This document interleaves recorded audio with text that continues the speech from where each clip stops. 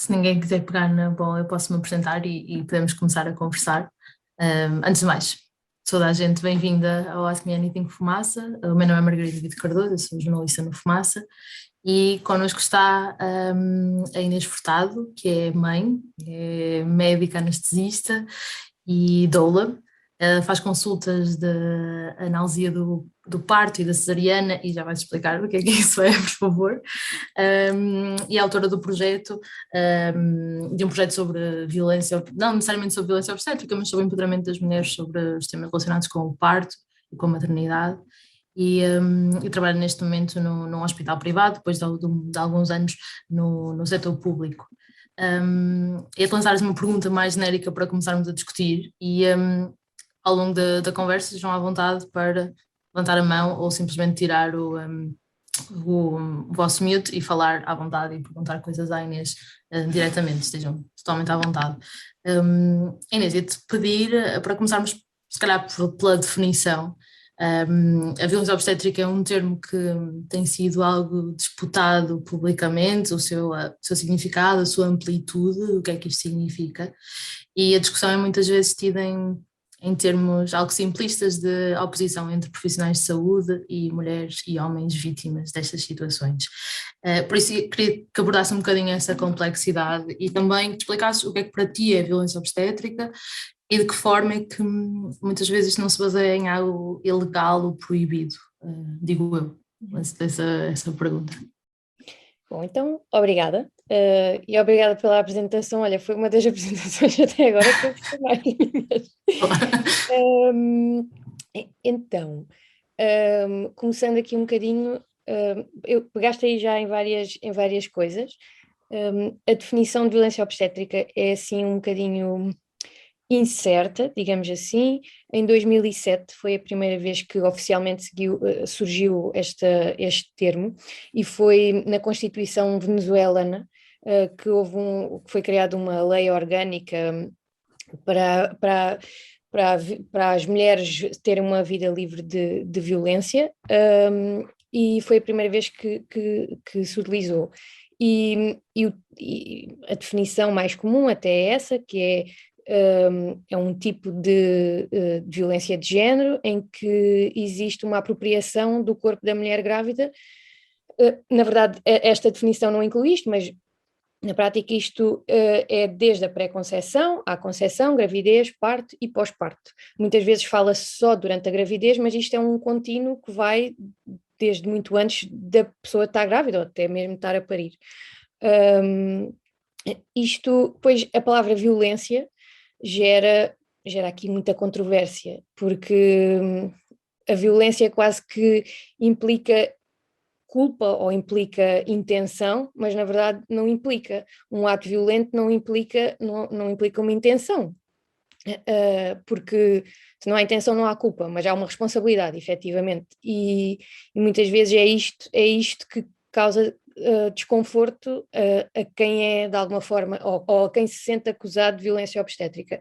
E depois a palavra violência em si, que em inglês há muito mistreat, portanto maus tratos na gravidez ou abusos na gravidez, quase que para tentar amenizar este desconforto que a palavra violência traz.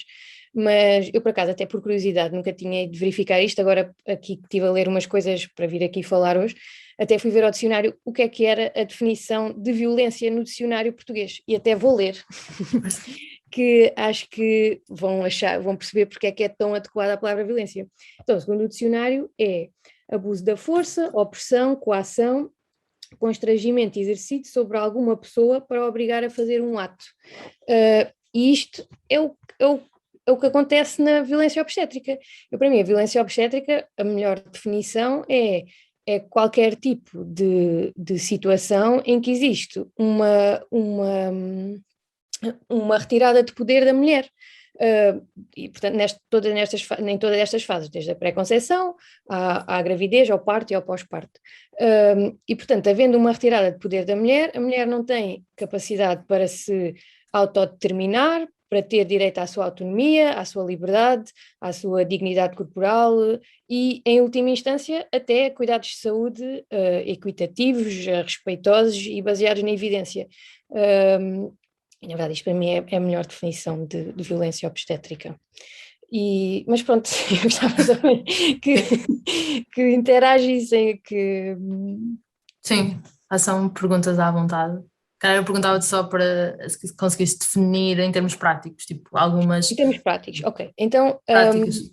em termos práticos, quando se pensa em violência, pensa-se muitas vezes em alguma coisa física, mas isto da violência obstétrica vai muito para além do físico. Temos a violência física muito, muito óbvia, desde dar uma chapada em alguém, o que se ouve mais dentro deste contexto é episiotomias, que é um corte no períneo. Isto dava aqui uma grande discussão, mas a episiotomia supostamente foi uma técnica inicialmente descrita para evitar lacerações graves do períneo. Entretanto, os estudos seguintes que se verificaram foi que este corte no períneo não só não previne as lacerações graves, como aumenta as complicações, portanto, é prejudicial fazer um corte no períneo comparando com não fazer nada e deixar acontecer o que tiver de acontecer, que inevitavelmente às vezes acontecem complicações, mas é assim, não, desta forma não as conseguimos evitar. Mas, entretanto, foram desenvolvidas novas, eu nem sei muito bem que termo utilizar, mas novas pseudo-recomendações para utilizar esta técnica, mas o que é certo é que a evidência não demonstrou nenhuma vantagem, em nenhuma circunstância, para o recurso a este corte no períneo. E a Ordem dos Médicos, não, a OMS, até 2012, 2014, não sei exatamente, foi quando atualizaram as últimas recomendações, previamente recomendavam que não fosse ultrapassado os 10% de taxa de episiotomia, mas atualmente foram revistas as recomendações e recomendam que não seja realizada a episiotomia, portanto que a taxa seja de 0. Portugal tem poucos dados sobre isto. Isto depois também é outro tema, que é a ausência de registros, mas os últimos dados oficiais que existem foi de um estudo, uma auditoria europeia, que foi o Europeristat, em que Portugal tinha uma taxa de mais de 70% de episiotomias, e isto é de 2010. Desde aí não temos dados propriamente oficiais, temos um estudo que saiu agora em janeiro, que foi feito durante a pandemia, que saiu no The Lancet, em que foi um estudo que foi por inquéritos online a 1.700 mulheres portuguesas, foi em vários países europeus, mas com mais cerca de 20 mil participantes, mas em Portugal foi cerca de 1.700 mulheres, e nestas, eu até vou ver aqui à minha cábula, que eu fui ver isso, a taxa de episiotomias em Portugal, segundo esse estudo, que são os dados mais fidedignos que nós temos até agora, pelo menos que foram reconhecidos na literatura, temos então que a taxa de episiotomia em Portugal foi de 44%. E, inclusivamente, que até vos vou dizer que em 68% destas mulheres não foi pedido consentimento, ou seja, para além disto ser um ato médico que não está recomendado, em 68% destas mulheres foi um ato médico sem consentimento. Depois temos aqui, podemos continuar a falar de episiotomia, dava aqui uma grande conversa, inclusivamente o facto de a episiotomia poder ser considerada um ato de mutilação genital e poder ser legalmente atribuída a responsabilidade por isso.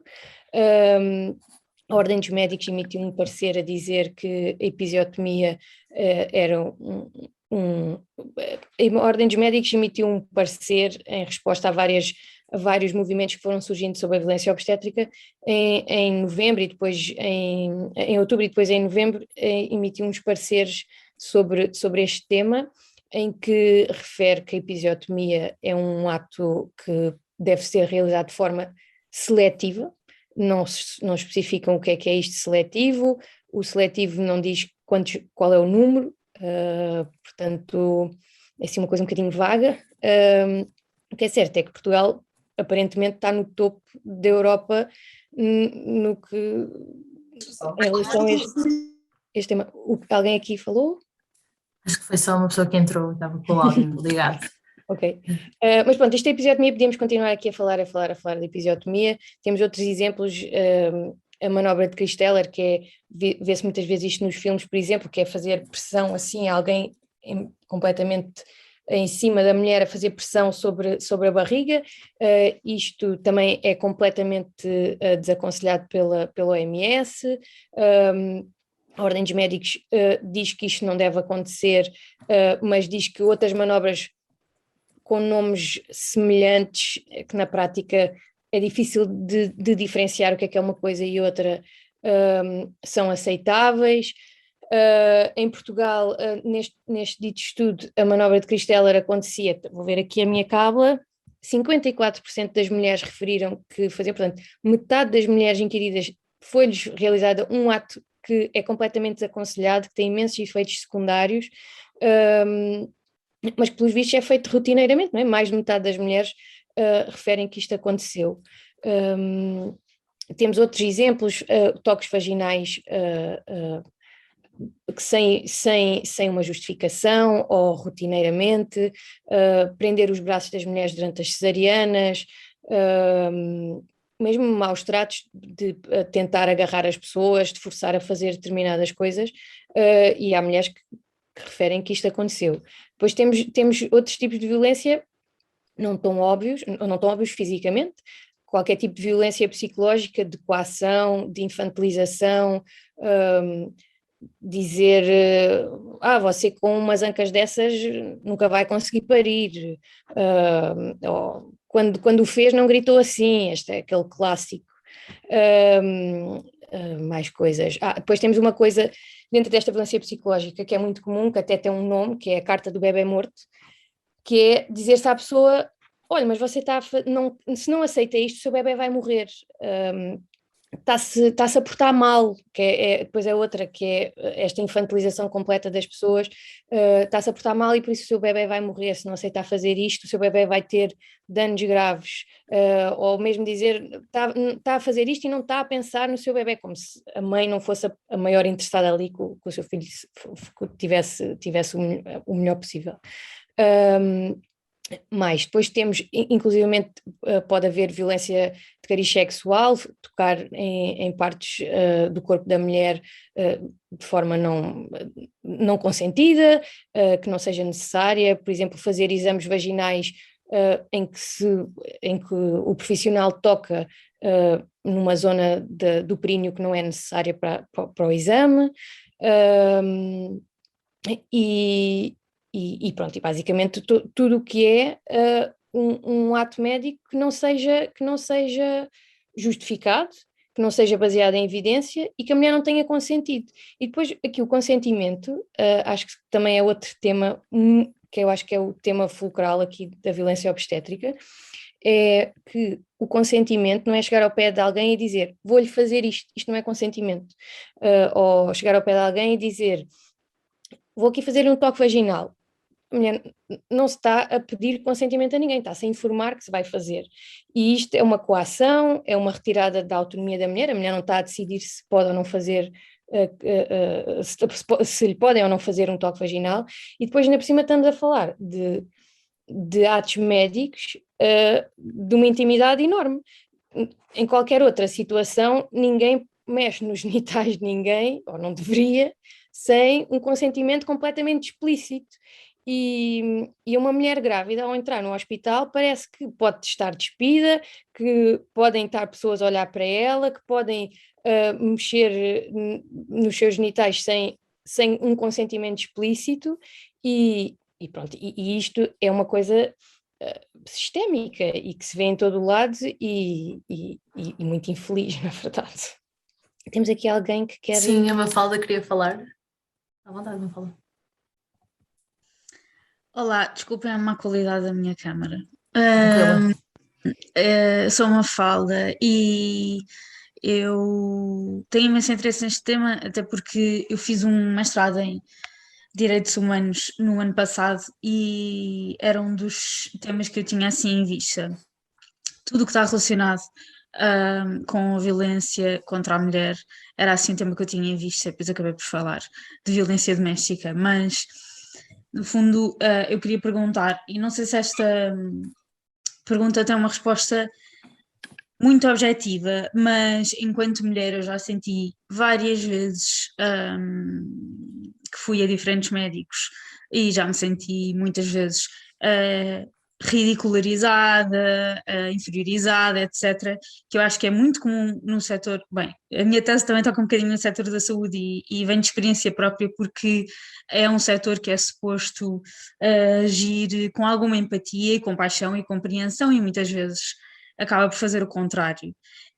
Mas que depois acabei por me sentir um bocadinho impotente por saber que a ordem dos médicos e todo o setor médico se protege muito e então eu queria perceber se em casos de todo tipo de violência e que eu tenho acompanhado porque eu sigo uma página que é bastante conhecida agora que se chama O Meu Útero, que tem mais a ver com endometriose, mas também fala destes temas.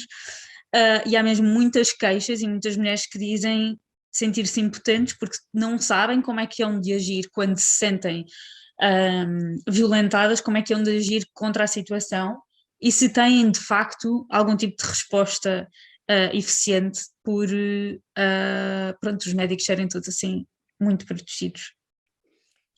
Olha, eu não tenho uma resposta boa para ti, mas sim, há muita tentativa de proteção de classe, e eu acho que isto é um dos principais problemas, porque o que as pessoas não percebem é que falar de violência obstétrica não é estar a acusar ninguém, não é estar contra os profissionais de saúde, não é estar contra procedimentos específicos, é estar contra determinadas práticas não respeitosas, ou na verdade qualquer prática que ponha em causa a autonomia e a autodeterminação das pessoas envolvidas. E, e, portanto, os médicos acham que quando se fala em violência obstétrica, estamos a dizer mal dos obstetras, estamos a dizer que todos os obstetras praticam violência, estamos a dizer para as mulheres não irem ao médico. Nada disso, pelo contrário, não é? O que nós queremos são que todas as mulheres tenham acesso a cuidados de saúde respeitosos e de qualidade e, inclusivamente, que haja homogeneidade no acesso aos cuidados de saúde, porque isto causa discriminação, inevitavelmente, causa medo, causa até a saída das pessoas do sistema de saúde, não é? As pessoas recusam a cuidados de saúde por terem medo de sofrer estas práticas ou por já terem sofrido e não quererem voltar a sofrer.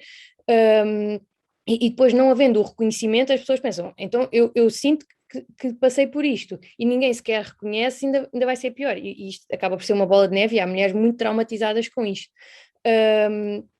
O que é que eu acho que pode ou que deve, na verdade, eu acho que uma das principais formas de combater isto é primeiro haver reconhecimento e as ordens profissionais, o governo, haver políticas que permitam haver uma forma de haver um registro e haver uma forma de reportar isto, porque por enquanto é tudo, parece que está tudo a pairar no ar, não há relatos, há um estudo aqui, um estudo ali, mas não há números oficiais, seja lá isto o que for, né? Mas até podia, eu acho que começava por aí, a Ordem dos Médicos, a ARS, o que for, alguém, arranjar uma forma de registro, de auditoria, não é? Para, se houver forma das pessoas, por elas próprias, chegarem lá e escreverem eu passei por isto e por isto e por isto, há uma forma de registar e depois de alguém auditar e tentar perceber efetivamente o que é que se passa ou não se passa e o que é preciso fazer, porque se ninguém sabe se isto continua a ser uma coisa debaixo do tapete, ninguém nunca vai saber. Na prática, agora, isso não existe, e como é que as pessoas podem fazer? Podem queixar-se primeiro ao hospital, para o hospital ter conhecimento da situação, podem queixar-se às ordens profissionais, à ordem dos médicos, à ordem dos enfermeiros, porque quando nós estamos a falar da violência obstétrica, não estamos a falar só de médicos, estamos a falar de médicos, de enfermeiros, de qualquer pessoa que contacte, até próprias doulas, de fisioterapeutas, de de pediatras, de anestesistas, de auxiliares, ou seja, todas as pessoas que contactam com a grávida podem ser as causas destes atos. Portanto, queixar-se às ordens profissionais, queixar-se à entidade reguladora da saúde e, em última instância, ir por uma via judicial, arranjar um advogado e fazer uma queixa formal. Isto acontece raríssimas vezes. Muitas vezes só acontece em casos muito graves, em que houve danos efetivos muito graves, morte da mulher, morte do bebê, ou complicações com repercussões muito graves, porque as coisas quase comuns, que na verdade são comuns, ninguém reporta. Só o facto de uma mulher chegar ao hospital e dizer você não pode comer, isto é um ato de violência obstétrica, nós estamos a coagir aquela mulher a não comer. Eu brinco, sem ter piada nenhuma, a dizer que nós vivemos num país livre e democrático, mas quando entramos num hospital, entramos na ditadura, porque as mulheres entram no hospital e alguém acha que está no direito de dizer você não pode comer, você não pode beber, você não se pode levantar desta cama, eu vou chegar aqui e vou tocar na sua vagina sem lhe dar nenhuma justificação, sem sequer saber se posso ou não posso, e as pessoas estão completamente vulneráveis pela situação, pela dor, pelo medo de ter algum desfecho menos bom, e então acabam por consentir tudo isto. E é muito difícil as pessoas, não sendo médicas e não tendo o conhecimento todo, argumentarem.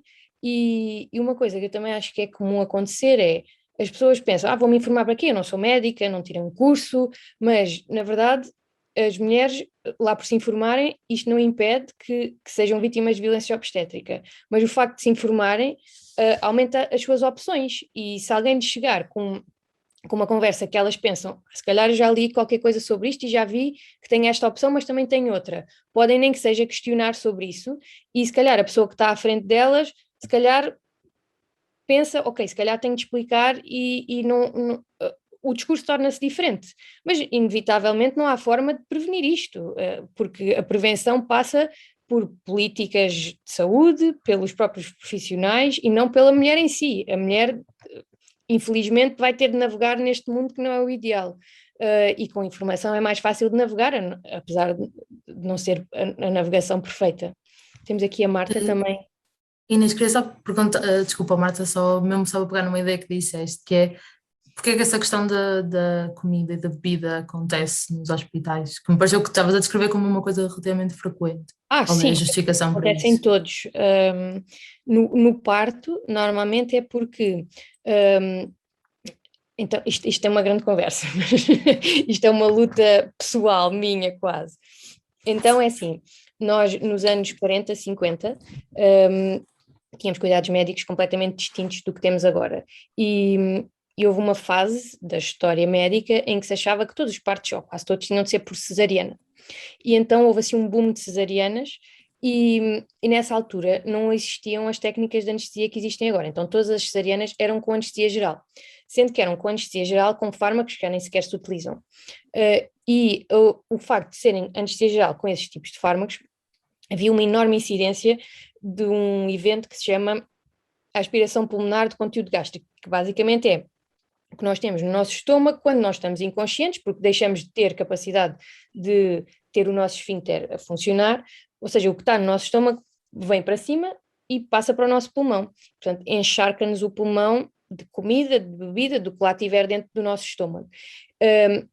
E isso pode causar uma inflamação no pulmão, pode causar uma pneumonia e pode inclusivamente causar morte.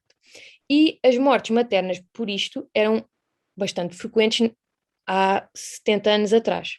Entretanto, a medicina foi evoluindo, os fármacos foram evoluindo, tudo foi evoluindo, e então, atualmente, a percentagem de cesarianas em Portugal é 30%, muito maior do que a OMS recomenda, deve ser abaixo de 10%, sendo que isto é a média geral, porque se formos a hospitais em Portugal que têm taxas de cesariana de 80%. E, portanto, as cesarianas agora já não são, eu já estou a divagar, porque isto depois uma pessoa acaba por divagar, mas pronto, portanto, agora as cesarianas, a maioria são com anestesia regional, ou seja, é uma picada nas costas, em que a mulher está consciente, apenas não sente mais ou menos da zona do peito para baixo, e portanto não temos esta questão de haver a inconsciência e portanto a aspiração do conteúdo pulmonar. E a ideia é que o jejum diminui os riscos associados com esta aspiração pulmonar. E os estudos que nós temos, temos muitos estudos de há 50, 60 anos atrás, em que as práticas médicas eram completamente distintas, e atualmente temos poucos estudos muito atuais. Os últimos estudos que nós temos são do fim dos anos 90, portanto, ainda mesmo assim as práticas eram bastante diferentes, os últimos números que nós temos é que mulheres que morrem por... na verdade, nem sequer temos números de mulheres que morrem, porque elas já nem sequer morrem por causa disto. Mulheres com complicações graves associadas a isto, desta aspiração pulmonar, é entre 1 para 700 mil, entre 1 a 1,4 milhões.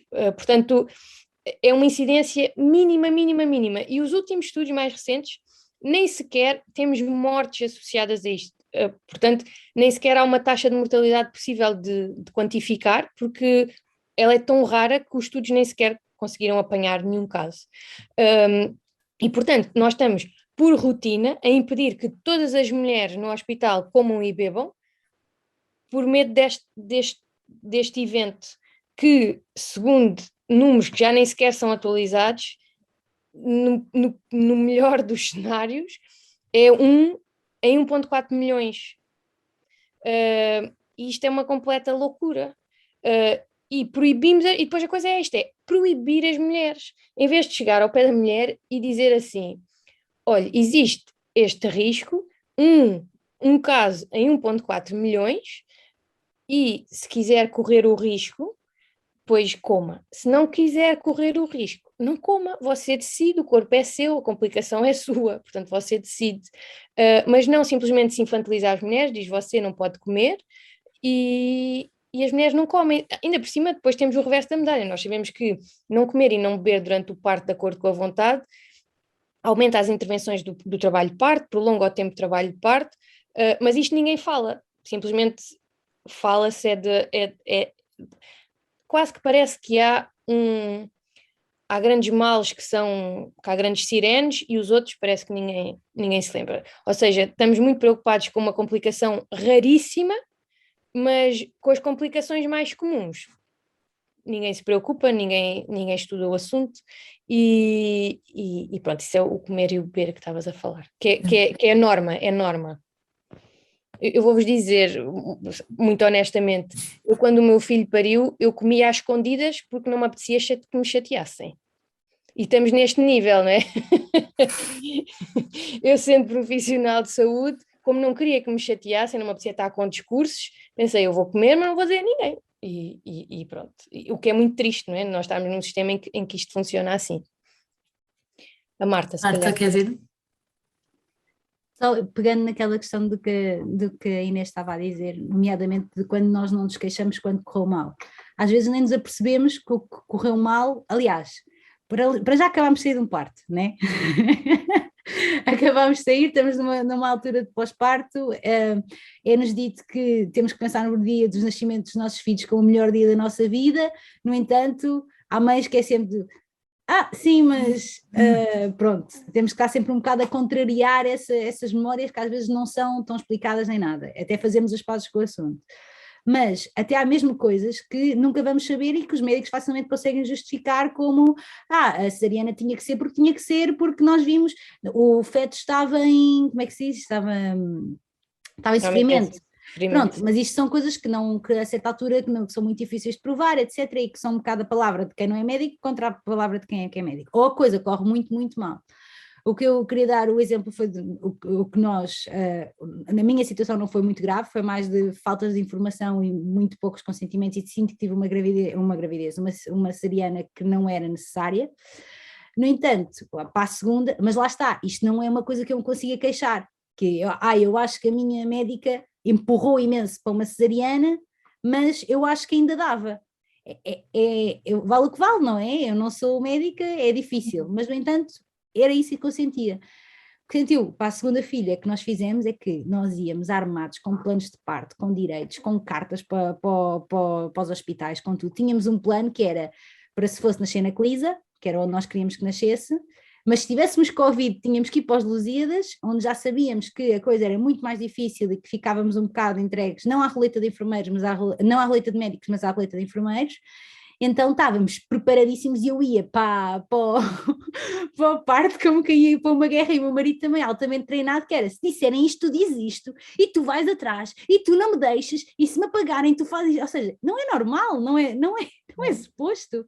Não é suposto nós irmos para algo que é fisiológico e que supostamente nem deve ser considerado um ato cirúrgico, porque é uma coisa que é feita, é natural da mulher, como se fôssemos para uma batalha legal quase dos nossos direitos. E óbvio que aí não é muito, muito improvável que aconteça, não é? Porque nós estamos super atentos e qualquer coisa, os sinais, as perguntas, tudo tem logo um efeito brutal, porque conseguimos antecipar o que é que vai acontecer melhor, porque já passámos pelas coisas uma vez, e não é suposto, e isso é muito, muito triste. Eu queria só acrescentar que eu acho que isto também passa muito como é que os partos são falados, mesmo desde pequenos, como é visto o próprio parto e como se empodera as mulheres também desde muito cedo em relação ao parto. E quase que vá na educação sexual ou em ciências, etc., se devia mostrar que as mulheres têm tudo para conseguir pôr os filhos cá fora. A maior parte das vezes, salvo raríssimas exceções, elas conseguem fazer tudo. E bons são os partos em que os médicos quase ou nada interferem, porque de facto isso é que é o fisiológico e o normal no animal, que é o ser humano. E eu sinto que nem na escola, nem no caminho até aqui, e nas nossas mães, que coitadas viviam num mundo um bocadinho diferente do nosso, que não há essa consciência, que ainda há muito aquela coisa de, tal como o professor é que sabe e não se contradiz o professor, os médicos é que sabem e não se contradiz os médicos, porque os médicos é que estudaram e então não se questiona nem nada. E pronto, só deixar essa nota, desculpem, era mais isso que uma pergunta. Marta, eu acho que tocaste em muitas coisas muito importantes. Vê se não me esqueço nenhuma, acabei aqui de tomar nota, mas vê se não me esqueço nada que tu disseste. Olha, essa primeira coisa que tu falaste de ires como se fosses para uma guerra, eu percebo-te e sinto muito por ti e por todas as mulheres que infelizmente têm consciência do que se passa e que têm medo do que vão enfrentar e, portanto, tentam da melhor forma que conseguem armar-se de todos os recursos que têm para evitar que isso aconteça. Infelizmente nem sempre são bem-sucedidas, que era o que eu estava a dizer, que isto não depende da pessoa e depois ainda por cima é muito ingrato, porque o ónus vira-se quase contra a pessoa, depois a pessoa pensa, eu fiz tudo e mais alguma coisa e mesmo assim fui desrespeitado e mesmo assim fizeram isto e aquilo que eu não queria e quase que ainda traz uma carga pior a tudo, não é? Que é a pessoa acha que fez, não é? E na verdade não há nada que ela efetivamente possa fazer para impedir que os outros sejam desagradáveis, mal educados e desrespeitosos, porque isto passa da própria pessoa que está do outro lado. E ainda ontem eu estava a falar com uma amiga minha que é advogada, que fala que o trabalho dela é sobre isto, que é a Mia Negrão, e ela estava-me a falar disto ser um problema, uma violência institucional, não é? Que é uma violência que está em todo o lado, não é? Que eu não conheço nenhum hospital em que uma mulher diga eu não quero um acesso venoso e que isso aconteça, porque isto é tudo protocolado, os protocolos em si tiram a individualidade das pessoas e portanto, eu acho que mais do que institucional este problema, é um problema social, porque depende muito também da educação das pessoas e da empatia das pessoas e apesar de se poderem fazer todas as políticas e mais algumas para tentar minimizar isto, se a pessoa que está ali à frente não tem educação básica, não tem empatia básica, não há muito a fazer. E depois até podemos entrar aqui em todo um outro tipo de discriminação, de racismo, e se calhar depois podemos até daqui a bocado falar sobre isto. Mas isto que estavas a dizer das pessoas irem como se fosse para uma guerra, depois ainda por cima temos aqui outro problema, que é o parto, na verdade é um momento em que se precisa de hormonas do amor e da paz e não da guerra. E uma pessoa, eu estava a ouvir, estava a dizer, parece que vamos para a guerra. Isso é a receita para o desastre num parto, que é a pessoa vai com stress e as hormonas de stress são o que impedem tudo o que deve acontecer no parto, não é? Que é a calma, a tranquilidade, a sensação de segurança. E por acaso, uma frase que é horrível e mais uma vez do que não deve acontecer, mas que infelizmente acontece, primeiro o não respeito pelos planos de parto e depois a ridicularização das pessoas que têm planos de parto, que é, lá vêm estas que têm os planos de parto são os que correm pior. É a conversa clássica. E na verdade, eu acho que infelizmente tem um pouco a ver com isso que tu falaste, que são mulheres que vão super empoderadas e que sabem perfeitamente que correm o risco de ser desrespeitadas, e isso muito provavelmente causa-lhes tanta ansiedade e causa tanta dificuldade na interação com os profissionais, que vão logo com esta conversa de estas são as piores, porque não nos obedecem e não se portam bem, que infelizmente depois, não é? O fluxo de hormonas que é preciso não acontece e infelizmente depois as pessoas acabam por ter necessidade de intervenções, porque depois isto acaba por ser uma bola de neve, que às vezes há mulheres que têm tanto maltrato e tanto problema que inevitavelmente os trabalhos de parto param, inevitavelmente há alterações fisiológicas, porque aí está, o stress é o inimigo do parto e na verdade às vezes as cesarianas são efetivamente necessárias, mas são necessárias porque houve esta cascata de intervenção, esta cascata de problemas que levaram a esse ato. E na verdade, o facto desse ato ser justificado não quer dizer que não seja violência obstétrica, porque eu chegar ao pé de uma mulher e dizer temos de ir para a cesariana, isto é um ato de violência obstétrica, porque estamos a coagir aquela mulher a fazer uma cesariana, não nos estamos a explicar o porquê de fazer a cesariana, nem estamos a dar nenhuma opção. E a opção pode simplesmente ser não fazer uma cesariana e o bebê morrer. E isto é uma opção. E por muito que custe aos profissionais de saúde e a toda a gente, isto pode ser uma opção que é válida para aquela pessoa. E qualquer ato médico, por mais válido que seja, por mais justificado que seja, por mais baseado na evidência e tudo e mais alguma coisa, a pessoa que está à frente é que tem de consentir e tem de perceber se para ela as vantagens são maiores que as desvantagens. E isso às vezes custa muito aos profissionais de saúde aceitar isto.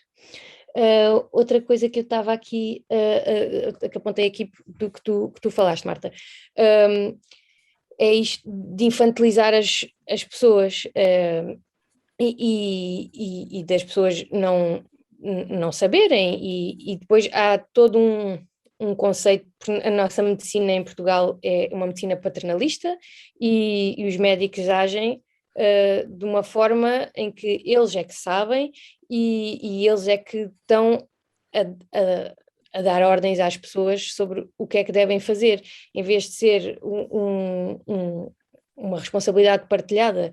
Ainda por cima, a partilha de responsabilidade retira o peso sobre os profissionais. Isto até devia ser uma coisa boa para eles, porque assim deixa tudo de recair sobre mim, é uma decisão partilhada com a pessoa e, portanto, apesar de eu ter o conhecimento e de eu ter estado não sei quanto tempo a estudar, ao explicar à pessoa as vantagens, desvantagens e alternativas do que eu estou a propor, estou a partilhar com ela a decisão e, portanto, o peso deixa de recair sobre mim. E isto até devia ser uma coisa boa. Para mim, eu para mim, nem consigo não o fazer, mas há pessoas que querem ter elas todo o peso das decisões, não percebo muito bem porquê, mas acho que é uma questão quase de educação médica, porque na faculdade sempre, pelo menos quando eu tirei o curso, sempre houve esta coisa de ver os doutores e o peso de ser médico e o peso da decisão. Espero bem que agora isto esteja a mudar um pouco.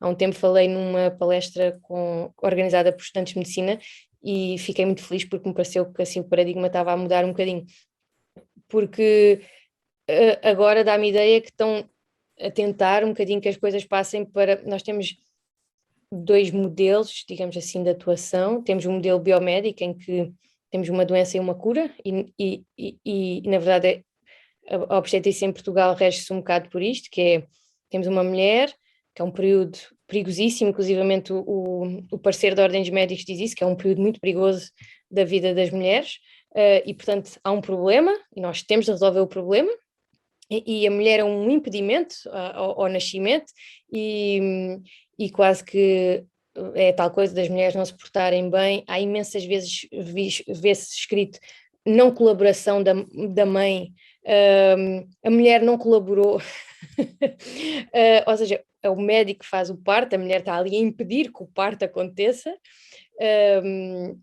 Toda esta expressão é toda uma representação para mim do que é isto da violência obstétrica, que é a mãe não colaborou. E ao invés de um modelo biopsicossocial, não é? Porque nós percebemos que temos uma pessoa à frente, que há subjetividade, que há escolhas individuais e que não são só físicas, não é? É todo um envolvimento psicológico, depois há esta ideia de que a saúde mental não é saúde, não é? E social, não é? Todo o envolvimento, toda a história de vida daquela pessoa, todo o seu enquadramento cultural e nessa palestra que eu tive com os estudantes de medicina fiquei muito contente porque percebi que estavam a tentar aproximar-se desse tipo de modelo e apesar de ainda não ser na prática o que acontece, mas pronto. Inês, e pegando numa coisa que disseste, que é se este direito de opção da mulher pode superiorizar-se à proteção de um ser vivo, que, tendo em conta as leis do aborto em Portugal, tendo em conta as obrigações éticas e deontológicas dos médicos, porque foi aquela coisa que falaste, mesmo que esteja em causa a morte do feto, se não é obrigação de um médico. Não, tu não podes fazer, é assim, na verdade até o bebê nascer não é um não sei os termos técnicos. Eu acho que usei ser vivo, se calhar não era também melhor. Não é um sujeito legal, não sei se é assim que se diz, ou seja, na verdade, se tu tiveres uma grávida em trabalho de parto, e estou-me a lembrar de um caso específico, que não entrando aqui em detalhes, que eu presenciei, que é, temos uma grávida até mesmo no final da gravidez, portanto, se houver um parto, atempadamente, o bebê que nasce é viável, à partida está uma criança que vai nascer normal. Mas vamos imaginar que a mulher tem um descolamento de placenta e que lhe dizem, temos de fazer uma cesariana agora, caso não se faça a cesariana agora, há risco de vida para o bebê e não temos outra opção para neste momento salvar a mãe e o bebê.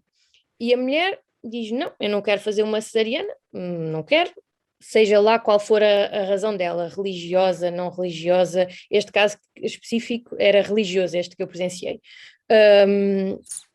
E ninguém pode forçar aquela mulher a fazer uma cesariana, não é? Ninguém vai agarrar na mulher, prendê-la e dizer, não, vamos cortar-lhe a barriga e tirar o bebê, porque o paciente que nós temos é a mãe e não o bebê. O bebê, quando nascer, será mas na verdade isto tem muitas implicações éticas e legais e são raríssimos estes casos, e estes casos acabam por ser discutidos multidisciplinarmente e com equipas de ética e com advogados inclusivamente.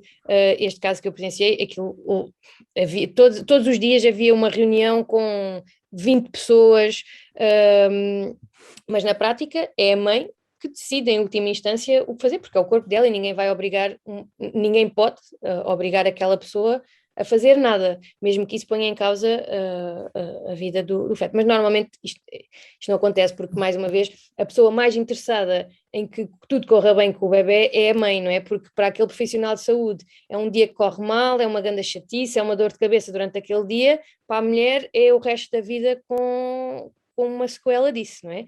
E, portanto, obviamente que a pessoa mais interessada em que tudo corra bem é a mãe. Portanto, esta ideia de que há uma mãe assassina e que a mãe é um impedimento e que a mãe não colabora, é uma infantilização completa, é uma retirada de poder completo da mulher, da autonomia, das suas escolhas e até da sua dignidade corporal, não é? Temos uma mulher a parir e vamos dizer não colaborou com quem? Com o sistema, enfim, mas é muito comum, infelizmente. Ricardo, Ricardo? estás mute. Não te ouvimos. Olá. Olá. O meu nome é Ricardo, eu faço também parte do Fumaça. Eu queria pedir-te que explicasses qual é que é o papel das pessoas que são doulas, o que é que isso significa e qual é a diferença para pessoas que são médicas e enfermeiras, e também qual é que é o papel dessa função, acho que se pode dizer assim, dessa profissão, no Serviço Nacional de Saúde.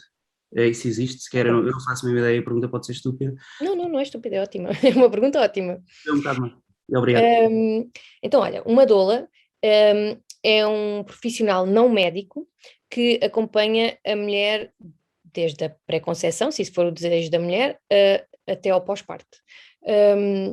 Normalmente são mulheres que por alguma razão na vida se cruzaram com este tema, por terem sido mães, por serem de famílias numerosas, porque têm interesse nesta temática, e a ideia é darem suporte emocional e logístico, se for esse o desejo da mulher que acompanham, durante este período. Normalmente, são mulheres que já tiveram vários partos, vários filhos, ou que já presenciaram muitos partos, e a ideia não é substituir o acompanhante, o companheiro da grávida, é um complemento. Na verdade, é alguém que está de fora, portanto não tem envolvimento emocional e sentimental com a situação, mas que não é profissional de saúde. Eu costumo brincar com isto, a dizer que é uma amiga a quem se paga para estar sempre lá, porque é alguém que ajuda na logística que for necessária ali no período do parto, é uma pessoa que durante o parto também pode estar presente ou não, pode ajudar na pesquisa de informação durante a gravidez, pode ajudar também na ponte com os profissionais de saúde, é alguém que à partida saberá bem quais são as vontades da mulher, quais são as suas ideias e tudo mais, e que num período mais vulnerável consegue ajudar nessa comunicação. Não temos em Portugal legalizada, esta palavra não é melhor, não há, ou seja, as doulas não são reconhecidas como acompanhantes, podem simplesmente, nós na nossa lei temos que as grávidas podem ser acompanhadas por um acompanhante em contínuo, e que este acompanhante podem trocar entre 3 pessoas, e portanto normalmente as doulas entravam aqui, não é? Portanto a mulher escolhia, por exemplo, o marido e a doula, e eles podiam ir alternando no acompanhamento, apesar de depois isto ter aqui todas umas variações, porque supostamente o pai não é acompanhante, o pai é o pai, portanto pode estar sempre presente, mas isto levava a outras conversas. Mas em Portugal não existe isto. Por exemplo, no Brasil existe uma lei, que até acho que se chama mesmo Lei das Doulas, em que as doulas, apesar de não serem profissionais de saúde, existe uma espécie de rede de doulas no Sistema Nacional de Saúde, em que alguém que não tenha capacidade monetária para pagar uma doula, porque uma doula neste momento não sendo uma profissão reconhecida, quem recorre a ela tem de pagar, é um serviço pago e não é barato. E, portanto, nem todas as mulheres têm condições para isso, e, portanto, no Brasil, se uma mulher chegar ao bloco de partos e quiser uma doula e não tiver uma doula porque não teve dinheiro para a pagar, existe uma doula no hospital disponível que pode acompanhar aquela mulher. Obviamente isto tem desvantagens, mas mesmo assim continua a ser uma enorme vantagem, porque, na verdade, isto parece uma coisa estranha, mas os estudos mostram que o acompanhamento por doulas diminui a taxa de partos instrumentados, portanto partos com fórceps ou com ventosas, diminui a taxa de cesarianas, diminui a taxa de recurso à analgesia farmacológica, quer dizer, por exemplo, o uso de epidurais, ou seja, o uso de de alívio da dor através de fármacos, que é um ato médico, portanto tem as suas complicações, aumenta a satisfação, diminui o número de bebés que precisam de reanimação, portanto partes em que há mais complicações diminuem, e aumenta a satisfação com o trabalho de parto, sem nenhuma complicação. Portanto, há uma frase que eu acho excelente, que é: se as doulas fossem um medicamento, não seria ético não o prescrever.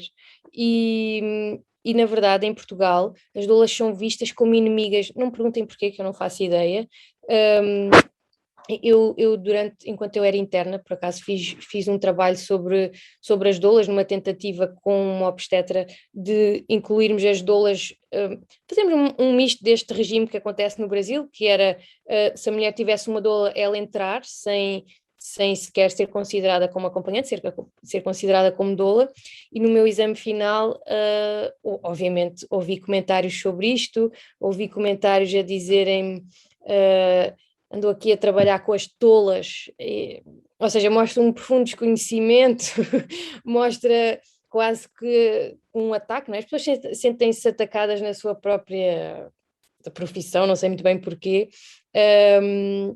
mas o que é certo é que as doulas têm imensas desvantagens, sem nenhuma desvantagem conhecida até hoje. A única desvantagem atualmente é esta questão monetária, de nem todas as mulheres poderem ter capacidade de recorrer a uma doula, mas devia ser, por acaso até acho que está a decorrer neste momento uma petição para as doulas poderem entrar novamente nos hospitais, sendo doulas e não sendo acompanhantes, porque na verdade isto teria de ser haverem duas pessoas a poder acompanhar a mulher, que na verdade não tem logisticamente nenhum problema.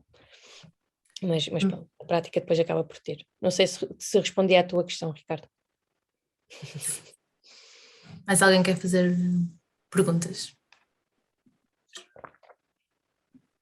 Vou deixar o silêncio. Já agora, eu queria aproveitar para falar aqui de uma coisa que tu falaste, Margarida, que é esta, ou falaste, ou eu falei, depois não sei, houve aqui qualquer coisa que eu apontei aqui, do racismo obstétrico, que é aqui um subgrupo ainda menos explorado do que este tema mais mainstream, e uma coisa que me chocou aí há uns meses foi que o Sistema Nacional Inglês emite imensas recomendações, que são recomendações até seguidas no mundo inteiro, e sabe-se que as mulheres negras têm uma taxa de mortalidade no parto 4 vezes superior a mulheres não negras. E sabe-se que isto é multifatorial, é extremamente difícil de endereçar especificamente, porque na verdade isto acaba por ser o resultado de um racismo sistémico na nossa sociedade, não é? Mas então, numa tentativa de alterar isto, mas que na verdade aumenta ainda mais as desigualdades, o sistema inglês publicou, é o equivalente ao nosso Sistema Nacional de Saúde, publicou umas recomendações para todas as mulheres negras às 39 semanas fazerem uma indução, numa tentativa de diminuir esta taxa de mortalidade que se verificou que estava aumentada. Ou seja, há reconhecimento disto, mas a tentativa de solucionar o problema é agudizar ainda mais esta discrepância, porque as mulheres não negras a recomendação é que seja às 41 semanas, mas as negras às 39, com base não sei em quê. Isto deu imensa polémica, teve inclusivamente aberta a discussão pública, e infelizmente passou. Portanto, estas recomendações passaram. Em Portugal não há estudos nenhum sobre isto. Eu sei que há um grupo de ativistas que são... agora esqueci-me do nome, desculpem, depois eu, se quiserem, eu já procuro e já envio. Que tenta, mas é um grupo ainda pequeno, tem pouca visibilidade ainda, que tenta falar um pouco sobre isto, mas acho que é um problema ainda mais grave de resolver.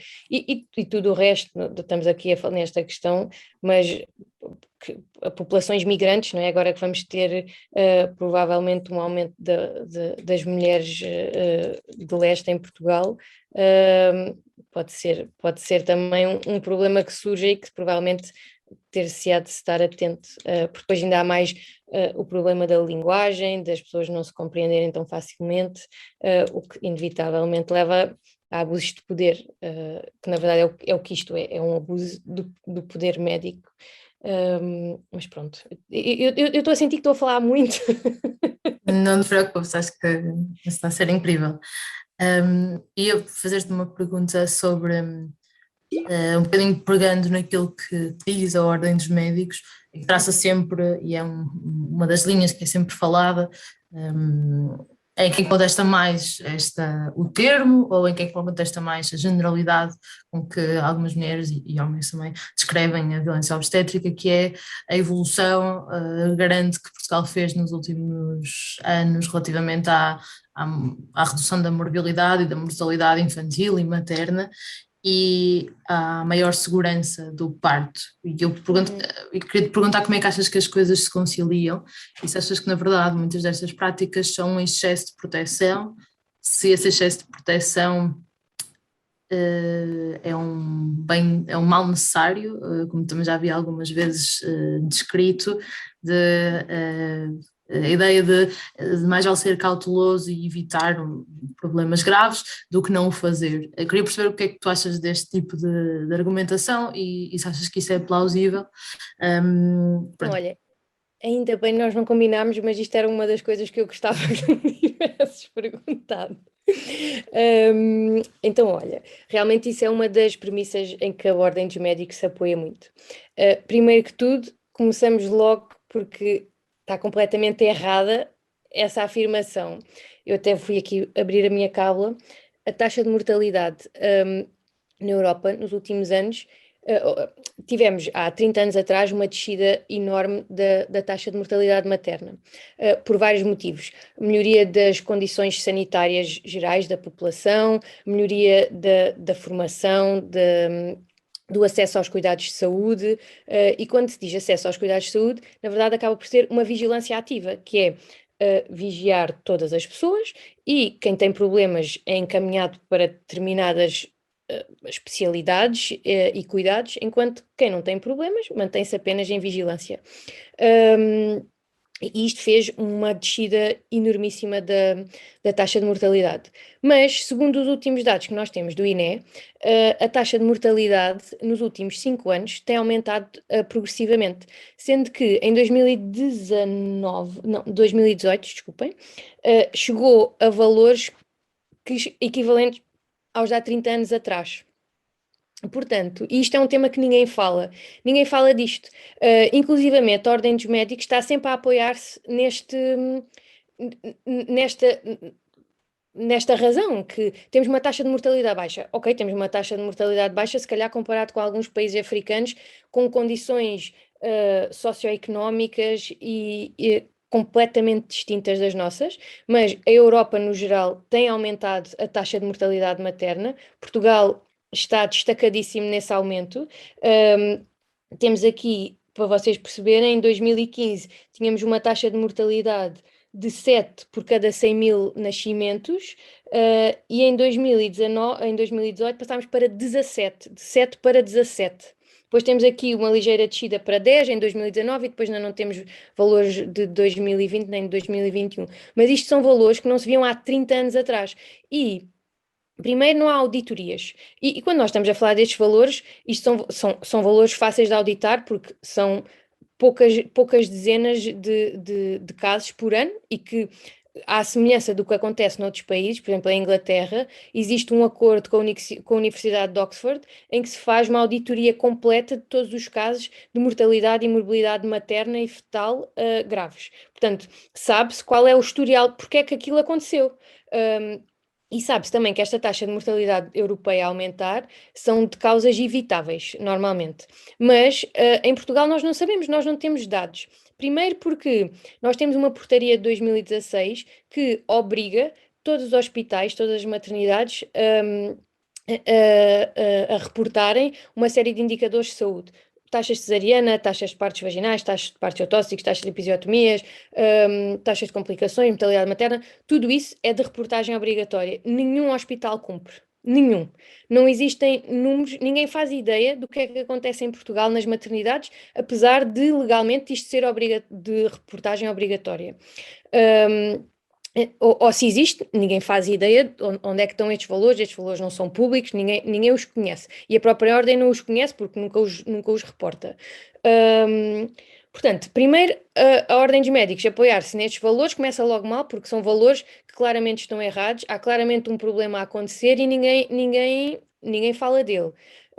Poderá ser por excesso de medicalização? Pode, mas não faço ideia se é ou não, porque ninguém sabe mais dados. E depois, é um bocado o que nós estivemos a falar até agora, que é, nós podemos ter os melhores cuidados de saúde do mundo, podemos ter os melhores indicadores de saúde do mundo, que não temos, mas nós até os podíamos ter, mas se esses atos médicos foram sem o consentimento das mulheres, sem serem as mulheres a se autodeterminarem para que eles acontecessem, a violência está lá, não é? Nós podemos ter, é porque um ato médico pode ser o ato mais baseado na evidência, é o exemplo da cesariana. Aquela cesariana pode ser o mais justificada possível, pode haver todas as razões do mundo para ser feita, mas é a mulher que tem de consentir com esse ato médico. Porque, efetivamente, aquela cesariana pode ir diminuir a taxa de mortalidade neonatal, pode ir diminuir tudo e mais alguma coisa. Mas é a mulher que tem de consentir, porque, em última instância, é sobre o corpo dela que isto acontece. E portanto, eu acho que a Ordem dos Médicos nem percebe o que é a violência, nem percebe a definição de violência obstétrica. Não percebe que um ato médico justificado e feito é completamente um ato médico que é imposto e que não é decidido pela mulher. E aí está, a decisão não é uma coisa que vamos ter de fazer uma cesariana, ou vou ter de lhe fazer isto, ou você não pode fazer isto, ou tem de fazer isto. Isto não é uma decisão da mulher, isto é uma decisão do médico que coage a mulher a fazer isto. E que, na verdade, é o que acontece na grande maioria dos casos, e é por isso que neste estudo que saiu no Lancet, 70% das mulheres não consentiram com algum tipo de ato durante o seu parto. 70%. Portanto, só 1/3 das mulheres é que tiveram todos os atos consentidos durante o seu parto. E isto é gravíssimo, não é? Portanto, mostra o sistémico e o disseminado que é este problema. Mas pronto, portanto, eu acho que a ordem... só para concluir, eu acho que a Ordem dos Médicos não percebe que uma coisa não tem nada a ver com outra, que a violência advém de atos médicos e, portanto, mesmo que os atos médicos aconteçam e que sejam super justificados, que a violência obstétrica pode estar lá. Um dos argumentos da Ordem dos Médicos é também que um maltrato não é apenas o excesso de atos médicos, mas a ausência deles quando necessários. Claro que sim, mas claro que sim, não é? Uma mulher que recorre a um hospital à procura de um cuidado médico baseado em evidência e que não o encontra, isso também é violência, não é? A ausência de resposta também é violência. Uma mulher que precisa de um determinado tratamento e que não tem capacidade de o encontrar ou de ter recurso para ele, também é violência. Inclusivamente, aqui, mais uma vez, indo contra este parecer da Ordem dos Médicos, para mim tem muitos argumentos completamente contrários à realidade.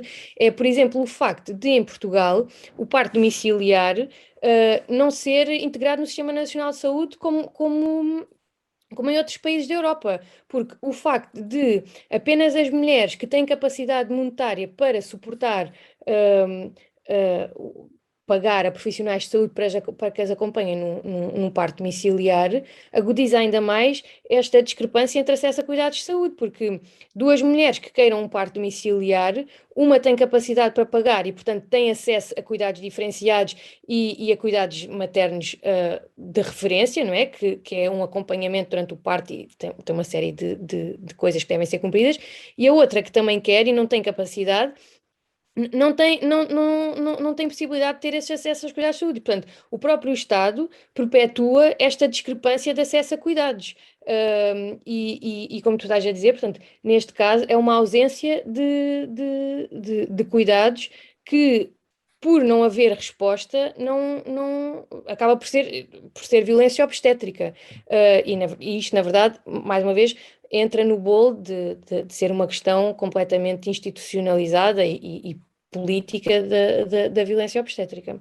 E a Marta quer aqui dizer qualquer coisa. Também nesse caso de facto não ser acessível para todos poderem ter as melhores probabilidades de terem um parto respeitado, não é? Como tu deves saber, obviamente, Inês, que os últimos partos foram feitos na Clisa, que era a clínica de Santo António que pertencia aos Lusíadas, no entanto era um mundo à parte completamente nos O Lusíadas. meu filho nasceu lá, eu sei. Pronto.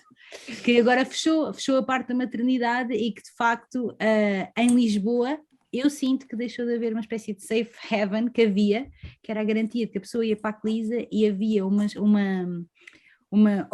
consistência entre o pessoal médico, fossem eles enfermeiros, auxiliares, etc., ao ponto de um plano de parto não era uma coisa estranha, tinham até algumas coisas como um banco de parto, que era uma coisa que eu nunca tinha ouvido falar, mas que é um banco em U para as mulheres sentarem e poderem estar mais confortáveis durante o parto, tinha todos esses avanços, bolas, duches, permitia liberdade de movimentos durante o trabalho de parto, tudo isso, e que é muito difícil de conseguir garantir num hospital dos públicos, e que efetivamente só quem pode pagar uma Clisa, ou tem um seguro de saúde que possa pagar uma Clisa, é que às tantas conseguir garantir, ou isso é ir para a Póvoa do Varzim, não é? Que é uma também... Olha, Marta, deixa-me só agora, depois terminas, mas deixa-me interromper-te aqui, antes que depois perdemos o fio aqui à conversa. Olha, primeiro deixa-me dizer uma coisa, eu acho que há um bocadinho esta ideia com a qual eu não concordo, que é que há discrepâncias entre o privado e o público. Há muitas coisas más a acontecer no privado, há muitas coisas boas a acontecer no privado, há muitas coisas boas e más a acontecer no público igualmente. Portanto, esta ideia de que se vai para o público não se vai sofrer violência obstétrica é completamente errada, tal como se formos para o privado não vamos sofrer violência obstétrica. Inclusivamente na Clisa, eu discordo também contigo esta ideia de ser um lugar mais diferenciado ou não. Ok, a Clisa tinha alguns recursos pouco comuns nos outros sítios, mas que há locais no público e no privado que também o têm, a questão de haver bolas, de haver duches, de haver bancos de parto, há outros locais no público e no privado que têm. Obviamente que ali estava um pouco mais disponível, penso eu, do que na maioria dos sítios, mas mais uma vez, há outros locais em que isso está disponível. Mas eu acho que esta ideia que tu dizes da Clisa, havia um conjunto de meia dúzia de médicos e de enfermeiros que acabavam por dar essa fama ao local. Eu até agora falando por experiência pessoal, porque o meu filho também nasceu lá, eu tive a minha médica que me acompanhou lá e foi por isso que eu fui para lá e na verdade o cuidado com ela foi o que eu esperava, até porque ela é minha amiga e eu já a conhecia, mas todo o resto dos profissionais deixou completamente aquém do que eu gostaria. Inclusivamente eu assinei alta contra parecer médico, portanto, na Clisa. Portanto, as experiências, isto só para te dizer que as experiências podem ser completamente distintas no público, no privado, e que isso é completamente indiferente. Eu já ouvi histórias péssimas da Póvoa, já ouvi histórias maravilhosas da Póvoa, já ouvi histórias maravilhosas de Santa Maria, que é se calhar um dos sítios mais improváveis para se ter um parto com menos intervenções possíveis que há determinadas mulheres que querem. E depois ainda há outra coisa que é achar que o objetivo é não ter intervenções. Uma mulher pode querer, desde o início, uma cesariana programada e isso ser o plano dela, e isso deve ser igualmente respeitado, tal como uma mulher quer ter um parto domiciliar. Portanto, acho que aqui o que nós falamos é, independentemente das escolhas que as mulheres tenham, é perceber que um parto domiciliar deve ter o mesmo acesso aos cuidados, deve ter o mesmo respeito que uma mulher que escolhe desde o início ter uma cesariana programada só porque sim, só porque o quer ter. E tanto uma como outra devem ter acesso a toda a informação, a todos os cuidados atuais e baseados na evidência e em toda a empatia possível. E isto é que eu acho que acaba por ser muito discrepante. Mas dentro dos próprios hospitais, público, privado, do Hospital X ou do Hospital Y, podes ter todo um misto de experiências no mesmo hospital.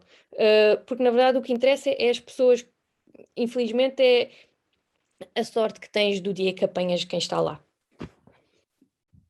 Posso só dizer, Claro. repara, Inês, eu nem uso a expressão parte sem intervenções, eu uso só parte respeitado, porque primeiro... Sim, eu não estava a dizer isto contrariar o que estavas a dizer. Para mim isso é que interessa, porque eu também já tentei pregar para freguesias em que deviam tentar não ter uma cesariana e tenho amigas que dizem, não, eu quero é mesmo, eu não quero... Não quer sentir, não quer... Se é o que tu queres, tudo bem, mas pronto, não era o que eu recomendaria, mas pronto, não interessa. Só dizer-te que tenho pena que tenhas sentido isso na Clisa. Eu, por acaso, tive uma experiência oposta e não tenho nenhum problema com o público. O único problema que eu tinha com o público era criar uma marido a dormir lá e ninguém me garantia. E ninguém me garantia isso. Isso é outro exemplo de violência obstétrica, é a ausência de acompanhamento, que agora com esta situação de pandemia se agudizou ainda mais, inclusivamente, aliás, com a pandemia todos os problemas e todo este equilíbrio muito ténue que existia ficou mais exposto, não é? E então todas estas questões vieram um bocado ao de cima. O facto de praticamente ninguém ter acesso a acompanhamento, de quando ter de ser toda uma confusão, inclusivamente com a pandemia. A OMS fez um relatório recentemente em que mostra um aumento enorme das cesarianas, da medicalização do parto, menor amamentação, sendo que a Europa já é o local com menor taxa de amamentação no mundo, menor envolvimento das famílias, menor satisfação com o parto. Portanto, a pandemia veio agudizar todos estes maus indicadores, infelizmente, porque quase que parece que justificou tudo o que era feito de forma desrespeitosa. Parece que de repente passou a haver uma justificação para fazer tudo. E que ainda se mantém, infelizmente. Posso fazer-te outra pergunta, Inês? Estavas a dizer que de facto havia uma série de médicos que davam fama, e é um bocadinho isso que eu sinto também, que é as pessoas hoje em dia, ou as mulheres, vão ter a tendência, porque é a única informação que têm, ou têm alguém que recomenda, etc., é encontrarem os médicos no Instagram, perceberem o que é que eles defendem, e a certa altura estão dependentes da filosofia de um médico e da força ou não que um médico tem num determinado hospital, no sítio onde ele faz partos, para que isso se conduza. Isto que é um bocadinho como não devia ser, não há coesão nenhuma entre a medicina, quase dizer assim, não é? Porque é assim. Sim, mas eu acho que é... Olha, eu não te sei responder a isso. Olha, a minha especialidade... na verdade, aqui no contexto da obstetrícia, eu sinto de alguma forma alguma vantagem, que é, eu sendo anestesista, não sou obstetra, mas lido muito, muito diretamente com a obstetrícia. E, portanto, eu sei muito da obstetrícia, não sendo obstetra. E, portanto, acabo por estar dentro do assunto, mas um bocadinho de fora a olhar para as coisas. Ou seja, eu consigo ter uma perspectiva muito crítica médica, apesar de não ser eu com as mãos na massa, ou estou, mas numa perspectiva diferente. Eu até, quando falei com a Margarida inicialmente, eu de momento não estou a trabalhar no bloco de partos, porque no hospital onde eu trabalho é o hospital de Portugal com a maior taxa de cesarianas do país. E como eu não quero participar naquilo,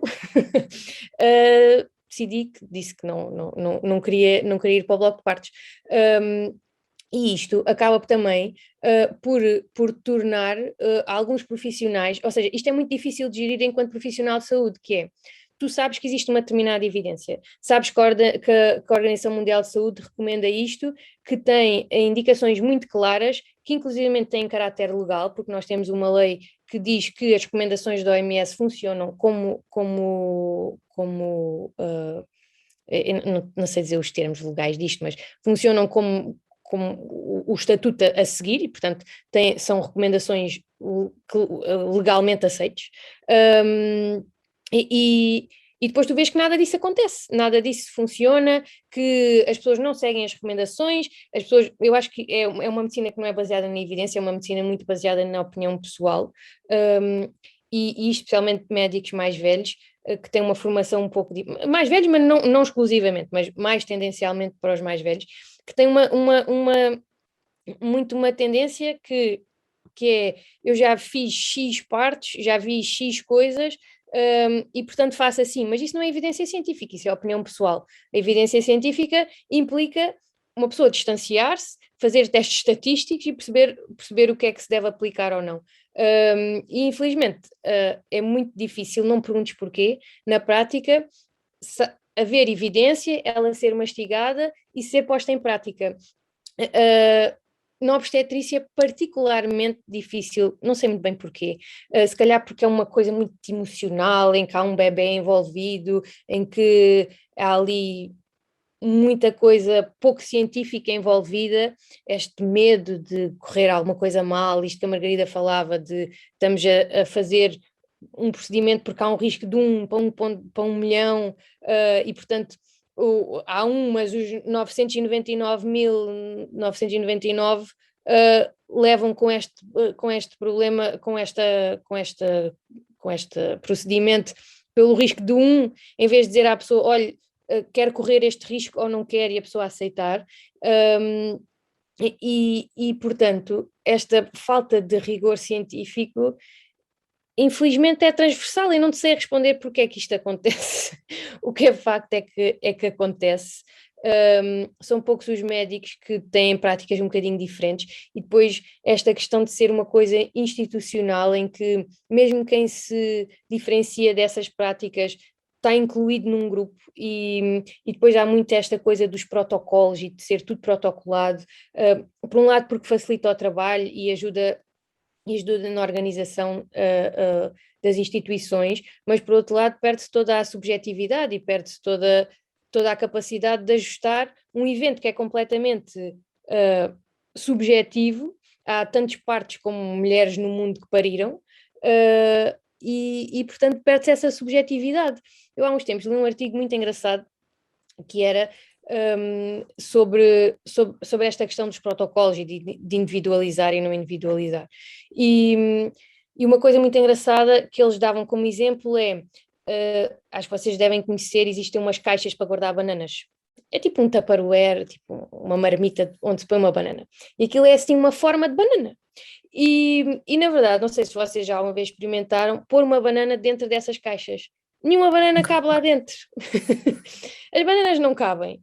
E então, para que a banana caiba na caixa, tem de se esmagar, tem de se cortar, tem de se pôr assim meio de lado, porque senão a banana não cabe na caixa. E os protocolos são mesmo isto, nós achamos que aquilo tem de caber dentro daquela caixa, que os partos têm de ser em X horas, tem de ser desta forma, tem de ser aquilo e assim. E na prática as coisas não acontecem assim, e para acontecerem é preciso cortar, é preciso esmagar um bocadinho ali a autoestima da pessoa, é preciso fazer isto e aquilo para que caiba na caixa, em vez de na prática perceber, ok, não há a caixa, cada banana é a sua banana, e não vale a pena estar a tentar forçar que a banana tenha esta forma do que nós achamos que deve ser uma banana. E infelizmente isto não é assim, mas devia ser uma medicina muito mais individualizada e baseada na evidência, só que na verdade é difícil conjugar esta individualidade e evidência, porque a evidência temos grandes chavões, não é? Deve ser dado o antibiótico tal, e portanto nós achamos que todas as pessoas devem levar antibióticos, e é difícil perceber que, ok, se calhar esta pessoa, ela não quer, vamos lhe dar aqui tempo, vamos perceber que se calhar podemos fazer uma análise e perceber se é realmente necessário ou não, em vez de impingir com o antibiótico. Isto é difícil e requer tempo e requer se calhar mais recursos dos que existem. E pronto.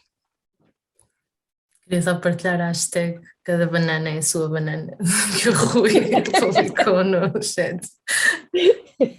Espera, agora é que eu vi que temos aqui uma série de coisas. Sim, já agora ia ler a partilha do João Valente, que diz que é um pai recente e que diz sobre partilhar que na nossa experiência o parto pareceu mais do médico do que da grávida. Nós quase que tínhamos que pensar se podíamos ou se fazia sentido questionarmos alguma coisa. E com isto também incentivava outros pais e mães que estejam por aí, que queiram falar. Sim, já agora, isto parece uma questão muito de mulheres, mas na verdade isto é uma questão de toda a gente, porque os homens também são pais e inevitavelmente um homem que tem uma companheira foi vítima de violência obstétrica e que tem um filho que foi vítima de violência obstétrica, porque isto é outra coisa que nós nos esquecemos, é que não está só ali aquela mulher, está uma família e essencialmente está um bebê que nasce fruto de um ato violento e nasce fruto de um desrespeito e começa a sua vida num caminho que começa com violência e eu acho que isto, ainda por cima nos dias que correm, é extremamente importante. Bem, toda a gente tem direito a nascer com dignidade e com tranquilidade. E depois temos aqui outro tema, que é o da violência neonatal, mas isto estava aqui para mais 2 horas de conversa. Mas sim, acho que os homens deviam estar muito mais envolvidos do que na verdade estão. Alguém quer fazer mais alguma pergunta?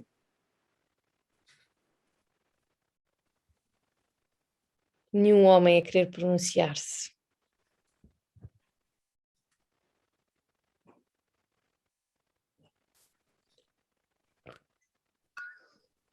Eu estou a desenvolver este aguentar do silêncio. Só de estar. É beber uma aguinha. Oh Inês, agora vou perguntar eu. Então imagina que mesmo para mulheres e homens que estejam aqui e que queiram aconselhar novas as suas parceiras ou amigas ou saibam onde se dirigir para ter ou mais informação ou para...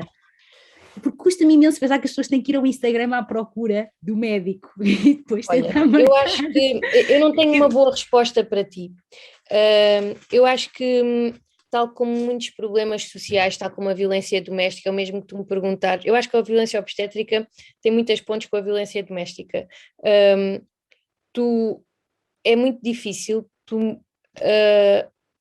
eu conseguir dizer-te, olha, fazes isto e não és vítima de violência obstétrica, mas eu não consigo fazer isso, infelizmente, tenho muita pena, mas não consigo, porque isto é uma coisa que vai muito para além da individualidade minha, tua, de todos nós que aqui estamos.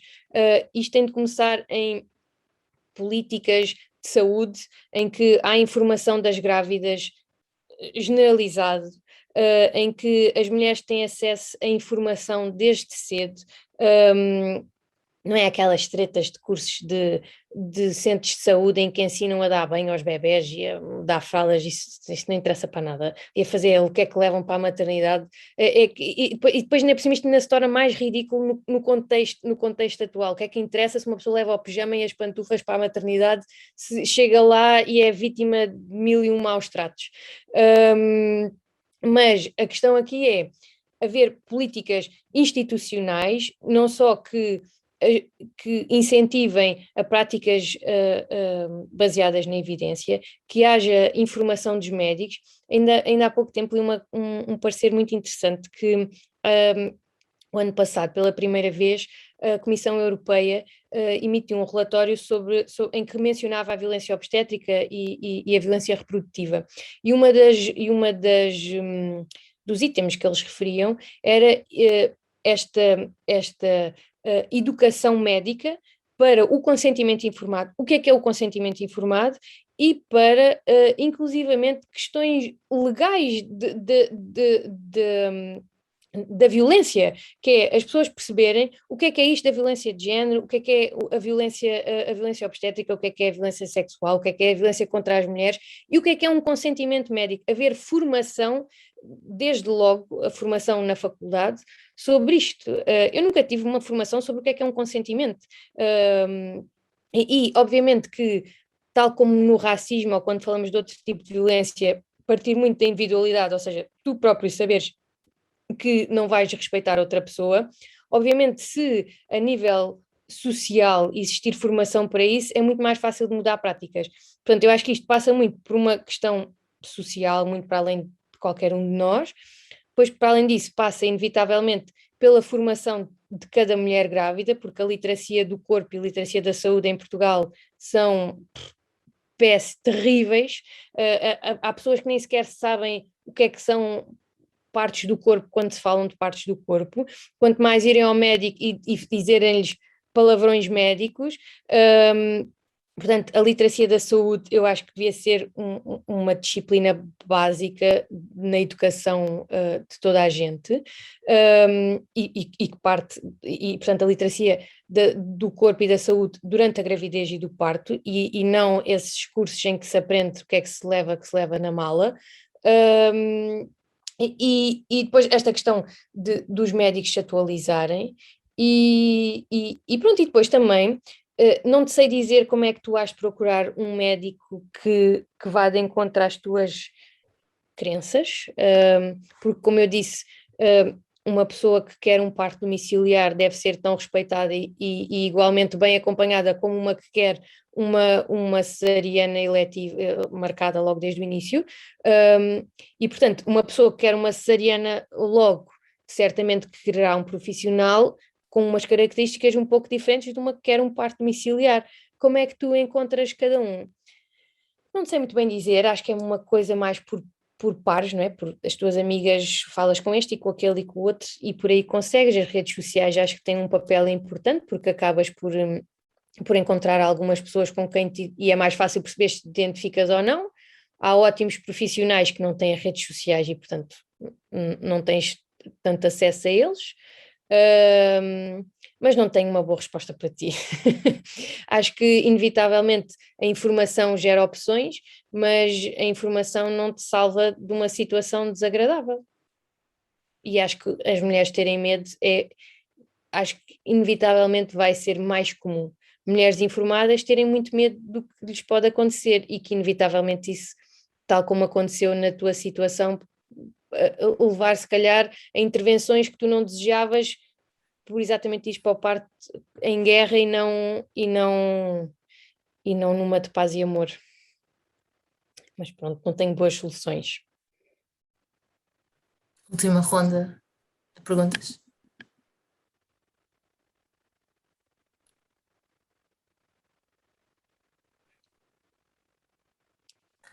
Então eu termino só com uma que é, na verdade, a questão inicial, que começou de tudo isto, quando nós lançamos uma newsletter a pedir sugestões, depois com quem falar, dissemos que queríamos alguém que tivesse trabalhado ou que trabalhasse atualmente no SNS, e depois de falar contigo, Inês, falar até com várias outras pessoas, chegou-nos várias vezes uma resposta que é boa sorte em encontrar alguém que trabalhe no SNS que fale sobre isto. E então, um bocadinho em jeito de resumo e de soma desta conversa, queria te perguntar porquê que achas que é assim, porque é que é tão difícil encontrar profissionais que estejam disponíveis para discutir e para conversar sobre este assunto. Eu acho que é um bocado por tudo isto que nós falámos, não é? Porque isto é uma questão institucional, porque tu, sendo profissional de saúde, estás envolvido num meio em que tu acabas de ter de trabalhar em equipa, por estar dependente de outras pessoas, por teres de alguma forma alguma hierarquia, e mesmo que as tuas práticas se destaquem das dos outros, há coisas que tu não podes criticar ou não podes criticar abertamente. Por exemplo, eu sinto-me à vontade agora, não é, de dizer que não estou de acordo com as práticas do sítio onde eu trabalho e não vou lá, mas se eu estivesse lá de momento a trabalhar, se calhar não podia dizer isto, né? Porque se calhar punha em causa os colegas que estão lá, os colegas que estão lá achavam que eu estava a atacar pessoalmente e inclusivamente isto é muito, muito frustrante para quem trabalha em determinados sítios e não se identifica com estas coisas, conseguir distanciar-se e acaba por ser um sufoco diário ter de assistir a determinadas coisas sem as conseguir mudar, porque, mais uma vez, nós individualmente eu consigo mudar, Inês, o que eu faço, mas não consigo mudar da pessoa que está ao meu lado. E se calhar eu vejo o que a pessoa que está ao meu lado está a fazer, mas eu não consigo ir lá e dizer, olha, para com isso. E, eventualmente, em coisas muito chocantes consegues, mas o problema é que isto tem muito subtil e tens coisas muito chocantes horríveis e aí podes eventualmente interferir e mesmo assim às vezes estás num ambiente em que te constranges tanto que tu não consegues interferir, mas tens tanta subtilidade que não consegues fazer nada e simplesmente te revoltas e chateias estar a trabalhar num meio assim e depois as pessoas têm muita dificuldade em falar e em expor-se publicamente a falar sobre isto. Lá por não teres ninguém que não se expôs publicamente, não quer dizer que elas não existam, existem certamente muitas pessoas que têm as suas práticas e, mais uma vez, podes ter sorte de as apanhares no dia em que fores parir, mas aí está, és tu individualmente que tens essa sorte, e não devia ser assim. Mas eu acho que ao longo dos próximos tempos este tema vai cada vez ser mais falado e provavelmente vão haver mais pessoas que se sentem à vontade para dar a cara e para falar sobre ele. Obrigada, Inês, e obrigada a toda a gente que esteve aqui esta hora e meia. Queria só terminar dizendo que a Marta ofereceu-se para investir numa eventual casa de parto que tu abres. Por isso fica aqui a promessa de investimento. Olha, por acaso não falámos das casas de parto, mas é outra opção que em Portugal não existe e que, mais uma vez, é uma limitação do nosso sistema, que até de alguma forma pode ser considerado, mais uma vez, como violência, não é? Porque temos uma coação a ir, só temos uma opção, não, temos o hospital, não temos mais nenhuma opção, e as casas de parto seriam uma ótima opção também, tal como existe nos outros sítios, que em Portugal não existe. Pronto. Obrigada, Inês, e obrigada a toda a gente. Obrigada. E bom descanso, boa noite. Boa noite. Obrigada. Boa noite. Obrigada, Inês. Nada, obrigada.